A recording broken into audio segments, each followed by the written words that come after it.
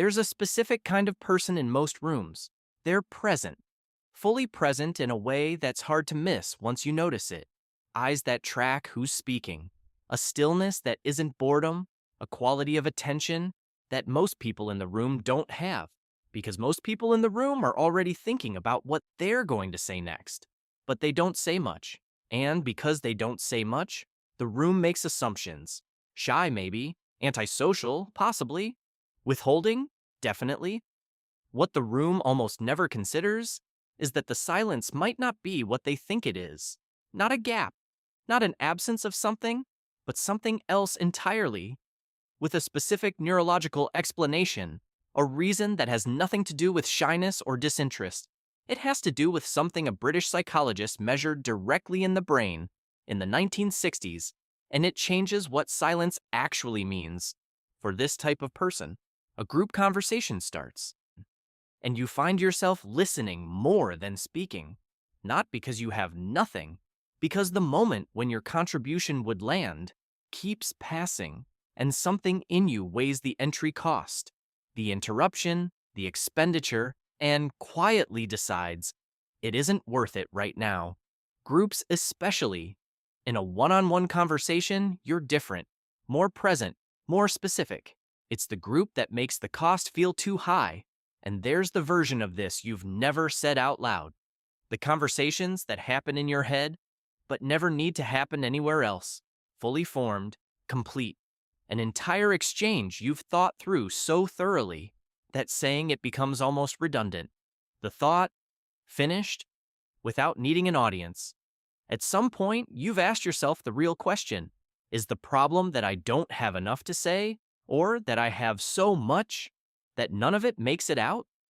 A neurological framework from the 1960s has a specific answer, and it says something very different from what the world has been assuming about you.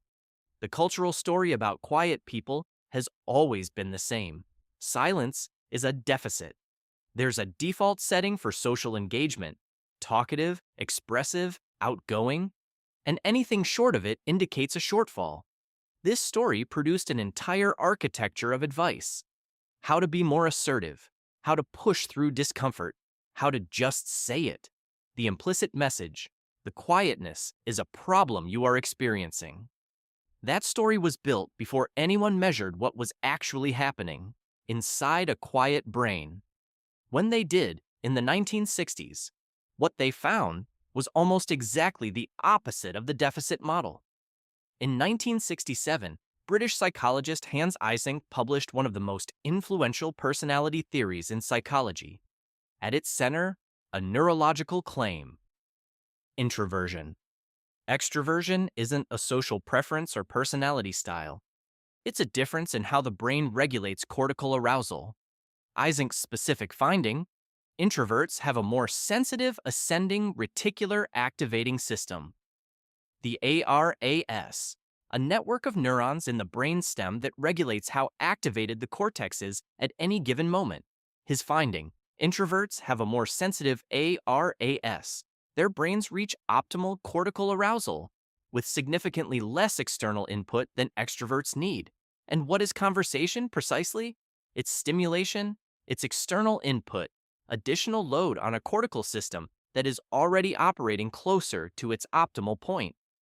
The person who doesn't talk much in a group isn't withholding. Their brain is running at a level that doesn't require external stimulation to feel complete. The silence isn't a gap. It's the sound of a brain that has already arrived somewhere. Subsequent fMRI research confirmed Eysenck's predictions exactly. Introverts have lower response thresholds and are consequently more cortically aroused than extroverts. But here's what the world consistently gets backwards about people who don't talk much. The entire cause and effect has been reversed, and I'll show you exactly why. Susan Cain spent years documenting what she called the extrovert ideal, a pervasive cultural assumption that the best thinkers and leaders are the most verbally expressive ones. In the US, if you're gregarious and outgoing, you're ahead. In school, in business, in politics, everywhere. This has a measurable cost. when verbal expressiveness is treated as the visible evidence of intelligence. The people who think before they speak get systematically misread. Their silence is interpreted as having nothing to offer. And the person who speaks first in the meeting gets the credit that should have gone to the person who thought furthest. And here's the part that reframes everything. Cain documented a precise difference in how introverts and extroverts process language.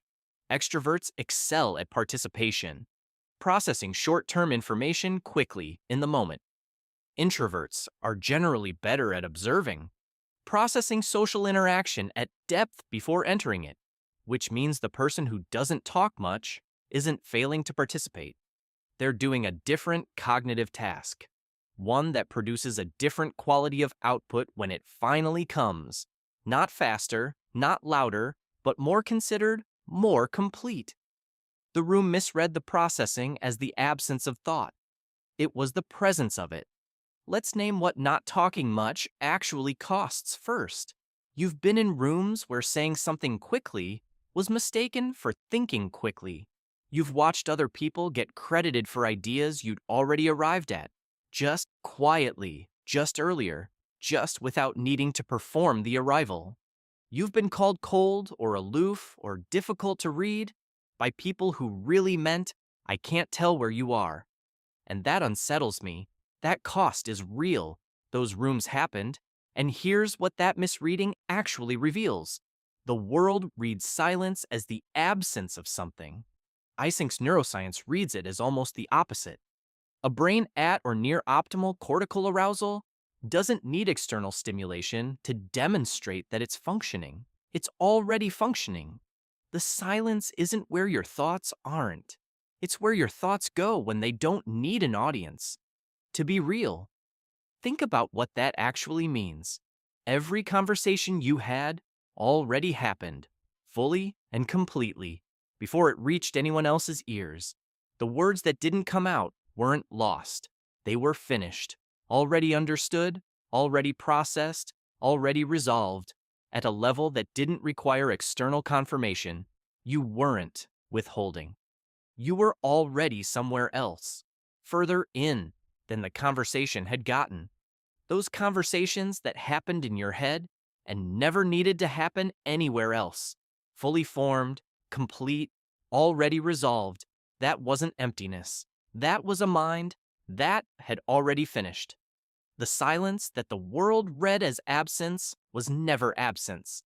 It was the particular quality of presence that a brain at high arousal, with nothing left to prove to itself, produces when it doesn't require external input to feel complete. You were never withholding. You were already somewhere the conversation hadn't reached. That's not a deficit. That's what thinking looks like when it doesn't need a witness. If this finally put words to something you've been defending, quietly, obviously the whole time, subscribe to the Quiet Healing. Every week we explore the psychology behind the traits most people read as deficits, and research reads as architecture. And if you've ever needed a full day to recover after social events, or felt exhausted in ways that didn't match what the day looked like, our videos on those topics run through the same nervous system, the same arousal baseline, the same brain, doing the same work. Nobody was watching. You were never empty. You were just already full.